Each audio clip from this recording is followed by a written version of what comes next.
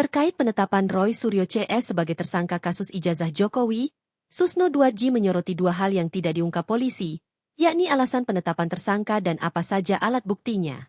Susno 2G lalu menyoroti Polda Metro Jaya yang hanya menyatakan sudah memeriksa 152 saksi dan ahli serta menyita 723 barang bukti.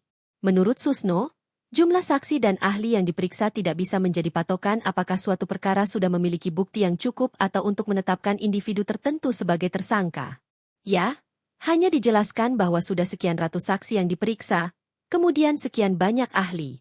Mestinya, itu bukan menjadi patokan, menentukan bahwa suatu perkara itu cukup bukti atau tidak. Selanjutnya, Susno 2G juga menyoroti Polda Metro Jaya yang tidak menyatakan ijazah Jokowi sebagai objek yang dipersoalkan, benar-benar asli atau tidak. Dengan mengatakan bahwa ijazah Pak Jokowi palsu gitu atau tidak sah. Nah, itu harus dibuktikan palsu atau tidak sahnya.